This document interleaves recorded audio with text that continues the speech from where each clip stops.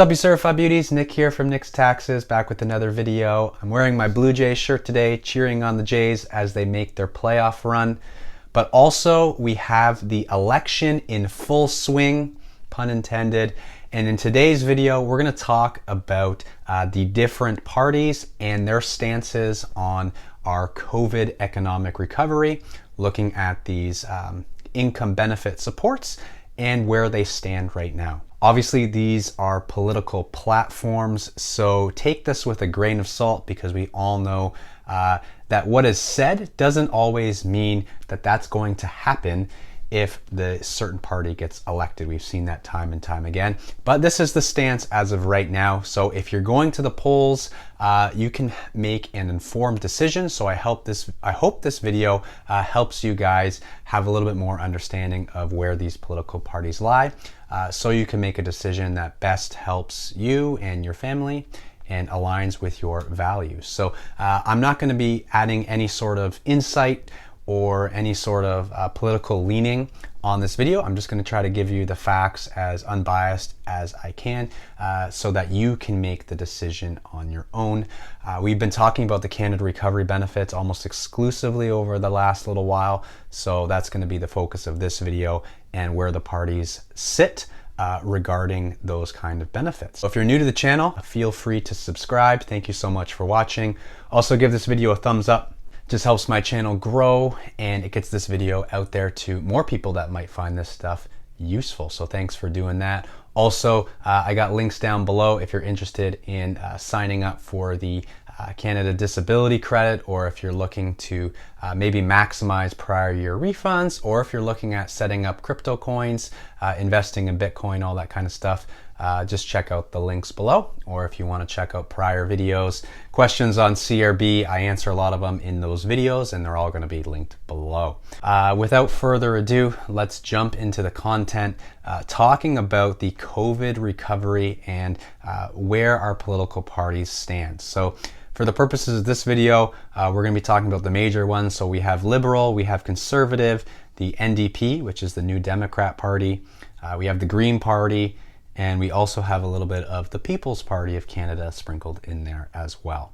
So looking at the economic recovery and the jobs outlook, the Liberal Party, will start with them because they are the ones currently in power through a minority government led by Justin Trudeau as our Prime Minister. The Liberals, they took on debt so Canadians wouldn't have to over the past year and a half. They poured out billions of dollars to help with job loss, profit declines, and soaring rent payments amid the many waves of COVID-19. Their spring budget projected the deficit to sit at $354 billion for the year. If re-elected, the Liberals have committed to extend most of the key COVID-19 benefits into the fall, including the rent and wage subsidies for businesses and the benefits that support Canadians out of work or sick due to COVID-19. They would also extend the business hiring program to March 2022.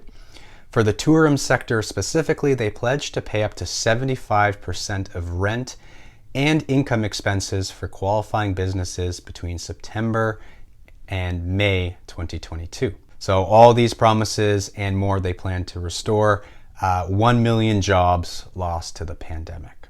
Their main rival is the Conservative Party, and they have criticized the Liberals for being overindulgent in their pandemic spending and have proposed a plan to tone it down in a responsible way.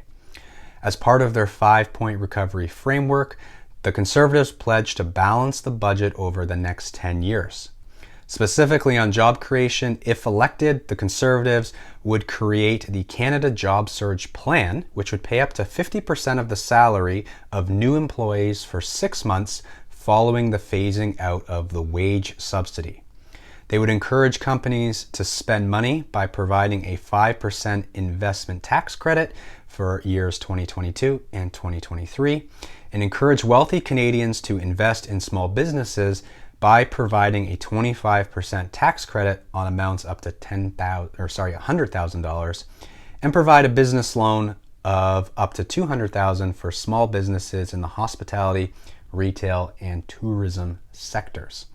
So through these promises and more, they plan to restore 1 million jobs lost to the pandemic. So different method, same amount of jobs they estimate to be restored from the pandemic as the Liberals. Next one I want to talk about is the NDP.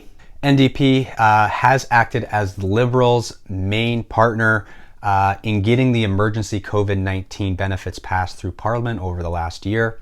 If elected, they would extend the wage and rent subsidies until small businesses are able to fully reopen. They also plan to implement a hiring bonus to foot the employer portion of the employment insurance and Canada pension plan for new hires.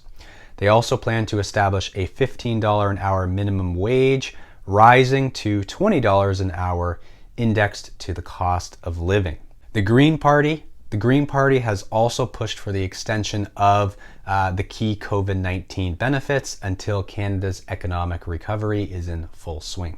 Last up, we have the People's Party of Canada. And the People's Party has outwardly criticized the Liberal spending during this whole COVID crisis. They say that they would phase out all COVID spending programs and reverse new spending programs announced by the Trudeau government. They pledge to eliminate all corporate subsidies, and the party says it supports emergency provincial measures to protect the most vulnerable, but it opposes bailing out provinces that impose economically destructive lockdowns. Obviously, if you've been following along with the People's Party, they are one that are completely against lockdowns and totally for the reopening of the country so that businesses can, go back to normal and the economy would take care of itself in that regard and not have to worry about these Canada recovery benefits. So that is the stances for all the political parties on the COVID recovery. There's another area that I kind of want to touch on a little bit, and that's income supports.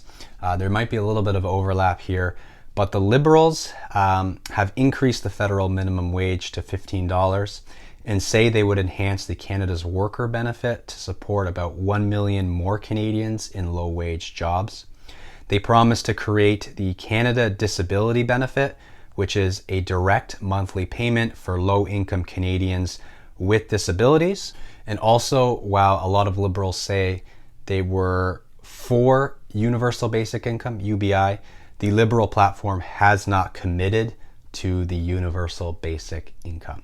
So we talked about that a little bit on the channel, saying that Liberals were for it, but with this election and their platform right now, they are not for it.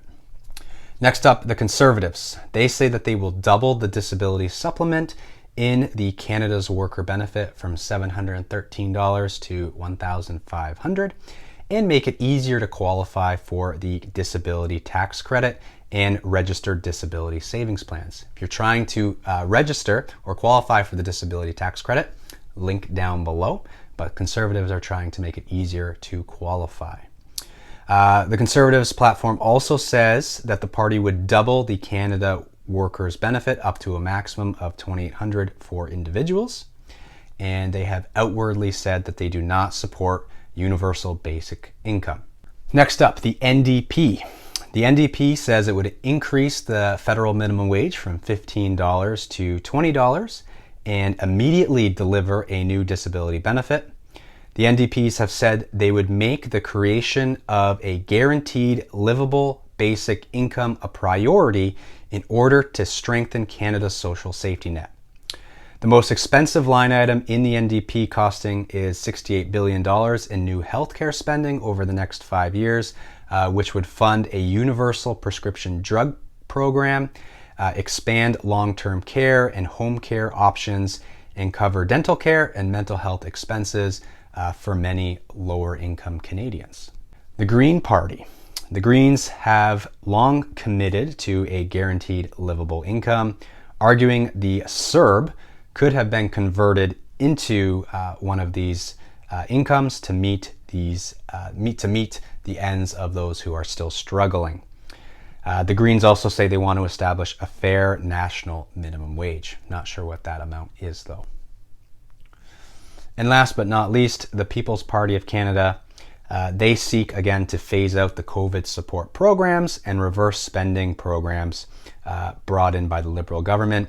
The party contends that the Liberals exploited the COVID crisis to create a host of expensive new programs. They want to get rid of that and let the economy handle itself in terms of jobs and social programs. So those are the two bigger issues that I wanted to cover on this channel. If you have any questions, let me know in the comments below, or just let me know what you guys think, what political party you guys are leaning towards. Does this information sway your decision from one party to another, or are you already set in your ways as to who you're going to vote for? Let me know in the comments below. I look forward to seeing you in the next video. Again, drop a thumbs up if you've made it this far. I really appreciate you for doing that. Thanks for watching. Again, I'm Nick from Nick's Taxes, and as always, happy taxing.